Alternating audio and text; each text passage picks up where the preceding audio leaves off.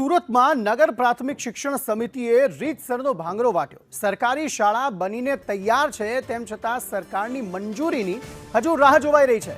હજુ સુધી સરકારી શાળાને મંજૂરી નથી મળી। બીજી બાજુ 4000થી વધુ ફોર્મ પણ વિદ્યાર્થીઓના ભરાઈ ગયા છે। કતારગામમાં શાળા બહાર વાલીઓ એકઠા થયા હતા।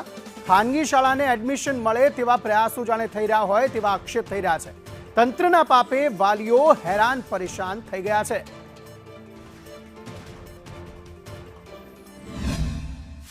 સુરતમાં તમારી સામે છે કે વાલીઓ દેખાઈ રહ્યા છે। આ વાલીઓ એના માટે ભેગા થયા છે કે કારણ કે નગર પ્રાથમિક શિક્ષણ સમિતિની શાળા છે, ફોર્મ ભરી નાખવામાં આવ્યા છે, પરંતુ એમને વ્યવસ્થિત જવાબ આપવામાં નથી આવી રહ્યા। તમામ વાલીઓ અહીંયા ભેગા થઈને એક જ સવાલ પૂછી રહ્યા છે કે અમારા બાળકને એડમિશન મળશે કે નહીં, કારણ કે રોજ સમય વીતતો જઈ રહ્યો છે।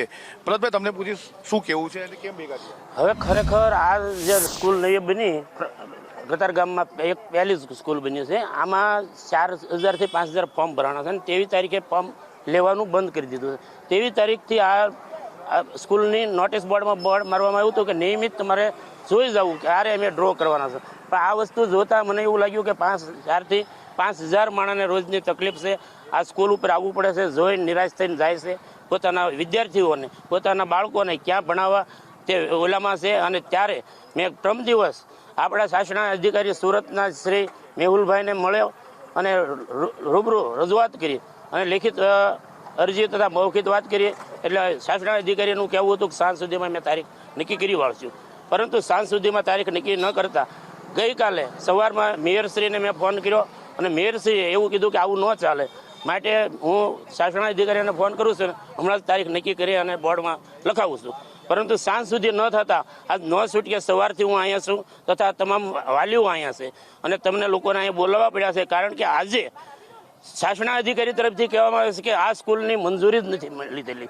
ઘણા જ લોકો આ બધા છે, ઘણા એવા છે કે ડરના માંથી બોલતા પણ નથી, અને હું કહું છું બોલવું બી જોઈએ। સરકારી સ્કૂલ છે તો એ લોકોને ટાઈમસર યા તો બોર્ડ આપો યા તો લાસ્ટ ડેટ આપી દો કે રોજે રોજ ધક્કા ન ખવડાવો લોકોને। બધાને કામ હોય છે, જેન્ટ્સ લોકોનું કામ હોય, લેડીઝ લોકોને ઘરે બી કામ હોય, બીજા છોકરા હોય। પ્રાઇવેટ સ્કૂલ વાળા બી ના પાડે છે કે એલસી નહીં આપીએ, અને એલસી આપે તો પછી એડમિશન નહીં આપીએ, અને અહીંયા ન આપે તો અમારા છોકરા શું કરશે? તમારી સામે છે કે આ તમામ વાલીઓ જે છે તે અત્યારે રોષમાં તો દેખાઈ રહ્યા છે, સાથે એમનો સીધો એલિગેશન છે કે નજીકમાં આવેલી ખાનગી શાળાઓને ફાયદો થાય તેના માટે આ પ્રક્રિયા કરવામાં આવી રહી છે। કેમેરા પર્સન અજીત પટેલ સાથે આઝમ સાલે, સંદેશ ન્યૂઝ, સુરત।